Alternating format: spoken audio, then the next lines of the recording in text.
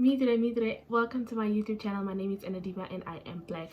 So today we're going to make a really interesting video. This is just a chit chat video. Basically, I just want to rant and I just want to talk about how I feel, because I feel a lot of things right now. I've been feeling a lot of things and I just felt like what better place to do it than to do it here. So I wanted to start or restart my podcast. If you don't know, I had a podcast, have one, it's just dormant. It's called Unpopular Opinion Namibia. So I wanted it to be like, I had this big vision for my podcast. I was like, okay, my podcast is gonna be like a, what's the word, it's gonna be like it's gonna become like a show where I would have like people on as guests and stuff like that. And then with time, like, it was just gonna become what I wanted it to be right now. I'm obsessed with my nails, that's why I'm doing all this. Anyways, let me stick to the point. So I wanted it to be like people coming over. Sometimes it would be takeovers, you know. I'd have other guests that just come and do something else on the show, and I wanted to keep it that way because I was like, yeah, if I keep it that way, then I have like some sort of dynamic angle to the show. It just doesn't stay the same. It's always different people, new people, all that stuff. But I just feel like so unable to be in touch with my feelings lately. And it's like, I think also because I turned 25 recently. Maar ek is a sweet 16, ek believe, vir 16 miskat. But I just turned 25 in October. And I just had like so many questions about my life, like, you know, what am I doing, where am I going, kids, getting married, whatever. And I also started like dating someone recently, so it's everything that's very like new for me, because I'm like, there's no stability. There's no stability, there's no plan. I seen our plan. We are just via cruiser at this point, you know. We are tired. In the words of Julius Malema, we are tired. And I just feel like, I don't know, I mean, I don't put pressure on myself anymore. Shout out to my therapist, because I learned that I have actually accomplished a lot for the kind of person I am and the background that I have and the background that I came from. Like, people that I know have not even made it this far, and people that I grew up with have not even made it this far. So I feel like at least ek doen iets met my lewe. But then it's like, hoekom moet ek net iets doen? Why can't I do something great, something phenomenal, something, you know, out of this world? Like, why am I just being great? Like, why am I just not phenomenal? Why am I just not doing what other people are doing at my age, or, you know? And these like comparison questions, I feel it's just, I guess, socialism. Like, I've just been socialized to think like this, to always compare myself to other people and look at what other people my age are doing. And child, it gets more. I'm so tired. Like, I even started going to the gym now. I've actually been going to the gym, but I had to stop because I had a health issue. But I don't know if I should talk about it now. I think I'll talk about it in the next video. But I've been diagnosed with endometriosis, and I basically was like bleeding a lot, and it was to the point where I had really low blood levels. I had like bruises all over my body because I had such low iron that, like, you know, my body was just not able to like heal as fast as it used to and stuff like that. It was a real struggle. And then I also had some issues with my bladder, like just a lot of health things that made me also question, like, what am I doing with my health? Like, how important is my health to me? What am I doing to upkeep the health that the Lord has blessed me with? Like, what am I doing? What is my contribution to my own health? Basically, that was my question. So I started thinking, let me just start going back to the gym and like try to be more mindful and more careful with my body and listen to my body. Like, when I feel dizzy or whatever, I go home. It's not like, it's not a waste of time if you have to leave your gym session halfway because you didn't, you know, manage to finish or whatever. Like, if it didn't work out, it didn't work out. At least you went and you had the intention and you try to do something, you know, and then tomorrow when you feel better, you can do more. And I live in a new place now, as you can see. Like, it's all cramped. I even have my bananas, my snacks, but I'm obviously gonna crop them up because yeah, and it's a lot of work because now I live further from the university. I have to wake up like half an hour earlier. I keep missing my bus. It's just a lot of like transitioning that I have to do. And today the bus schedule changed, so the bus times changed. Now I have to change the time that I wake up so I can get dressed on time, eat on time, leave on time. And it's just,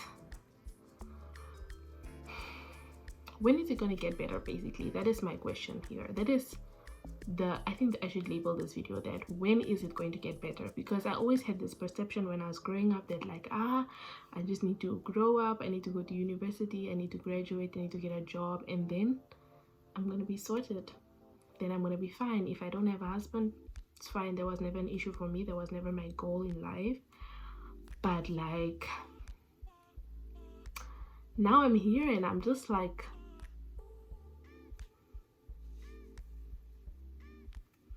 when is it gonna get better? Like, when am I gonna feel like I've arrived? When am I gonna feel like I'm here, I'm popping, I'm fresh? I just feel so stressed. I feel very stressed. I feel very anxious a lot of times, and I even feel like my anxiety is causing me not to do things because I'm just constantly thinking about doing the thing that I never get to actually do the thing that I need to do. Like, and when I was younger, I used to be very productive, proactive. I used to just study hours on end. Like, I could literally go to the library, sit at 6 a.m. I remember my mom used to drop me off at the National Library before work. Then I would sit there, guys, and I would study, and she would make me a lunchbox. So I'll go with my lunchbox and my water, and I'll sit and study in the library, chala. Then I go maybe 2 o'clock, I have lunch, and then I go back. Then I stay there until 5 p.m. Tot my maf mee kom op die van chala dit af. Like, imagine from 6 to 5 p.m. ek studeer net. That time I didn't have a phone, by the way. So I was just in the library and my book for 10 hours or more even. And it didn't bother me. And she would pick me up, we would go home, then she would make dinner, and then I would eat the dinner, study again until midnight or 2 a.m. Sleep, wake up at 6, go to the library with her, study, tot 5 uur, go back, eat, repeat. But today, I can't even sit on my laptop and just read a thing. I just get so distracted and I just like end up being on WhatsApp or end up being on Instagram or end up doing something else. It's not so bias stress. Like, it has come to the point where I realize that it's not the act of doing something, it's the behavior or the emotion attached to getting the thing done. Like, for me, it's like the anxiety attached to reading something for my seminar. It's the anxiety of learning how to program. I never knew how to do those things. Now I have to learn how to program by myself because these courses are very fast-paced and you have to do a lot of work outside the class yourself. Because it's master's level, obviously, that's expected. You know, nobody's gonna spoon feed you. But on the other hand, it's like, bruh, I've never done this before. How am I just gonna teach myself how to use Python and everything all by myself? Because like most of the people from my course are people that have graduated like from the IT department or from the linguistics department, so they already have like skills kind of when it comes to this computational stuff. Child, yeah, Jesus, God me help me. Ekeni, if anyone, maybe I actually just wanted this video to be like a chance for you guys to talk to me about how you are feeling, because I feel like maybe I'm the only one that's feeling like this, or are people not talking about how they are feeling? Ekeni man, something must move, guys. Something must happen. The government must do something. So if you feel like this, or however you feel, that, please comment so that we can talk about this together, because it's not possible that aliena so full. And I feel like this by myself because I also feel like talking to my family is hard for me, because my family is like, I'm the star of the family. But like, I'm the star. I'm the one that always gets good grades. I'm the one that always figures things out. I'm the one that goes to Germany by herself with no plan. I'm the one who figures out a way to start getting a job, to pay her bills, to not rely on her mom, because I'm the one that always I just figure things out and I just get shit done. It's hard for me to talk to them because they cannot imagine a world where I don't know what to do.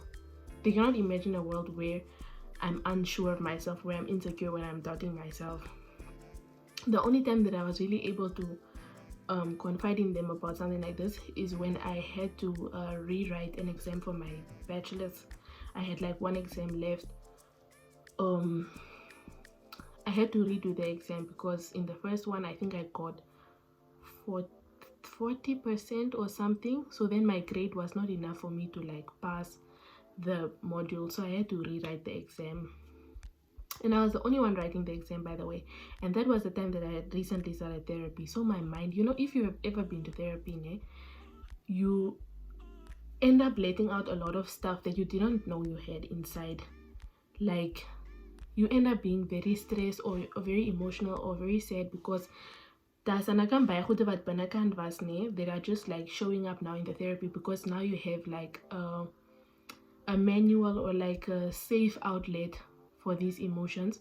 So I was really just feeling a lot of things at the same time, and I went to this lecturer's office and I told her, like, I really can't write this exam, like mentally I can't do me, like, please just, because she had to just give me 2 points in order for me to like finish the module.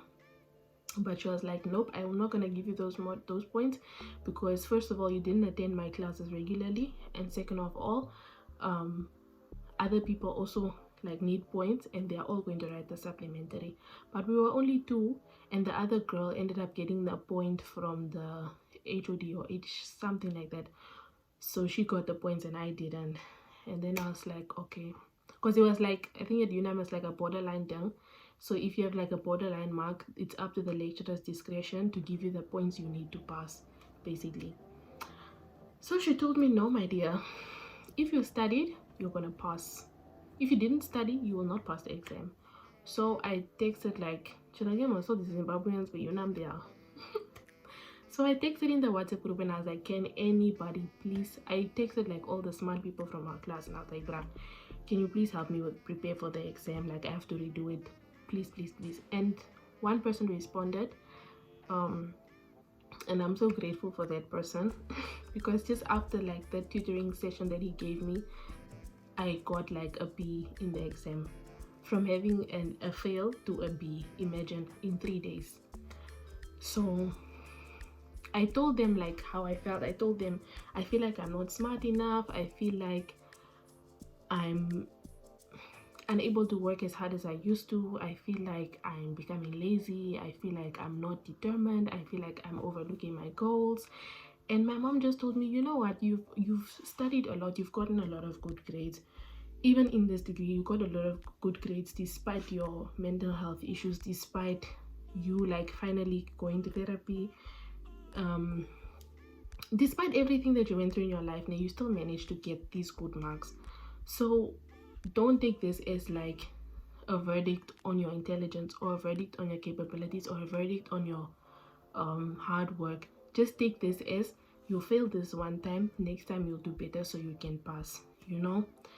And then she was like, you need to get your mindset right so that you can study the stuff, and then once you are done with the stuff, you can now continue going to therapy and doing other things so that you can, you know, be at peace in your mind with yourself. And that was like the first time that I told them any of this stuff. And I don't know, I feel like they really tried to help me. But again, like I said, there's no world that they can imagine me not knowing something, because everybody comes to me and asks me for help. Everybody comes to me and asks me, how do you do this? Do you know how to do that? Can you design this poster for me? Can you edit my CV? Can you blah, blah, blah? So there's like, again, man, like, because I always have it together, it's like hard for me to confide in another person that sees me as this perfect person, this me problem, because everybody sees me as this perfect person that's always fine. Even if she breaks up with someone, she's all right. Yes, her grandmother died, she's gonna be fine, she always gets up. So it's like, but also sometimes I don't feel like I'm gonna be ngado. So what are we gonna do then? What are we gonna do then? What are we gonna do then? So yeah, please, I think that was it. Ek het bietjie te lank gepraat, maar die spirit het gesê, die Heilige Gees het gesê, we kan gaan op die camera en gaan talk to the people of God. So please subscribe to my channel, guys. The subscriptions liang misa, guys. It's not fair that I have 200 subscribers, as famous as I am. It's not fair. So please subscribe to the channel, like the video, comment.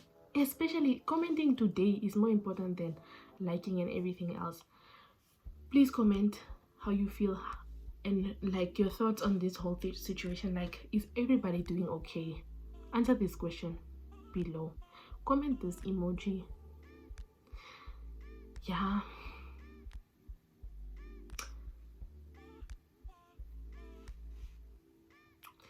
I'm praying for us. I'll keep us in my prayers. But guys, please,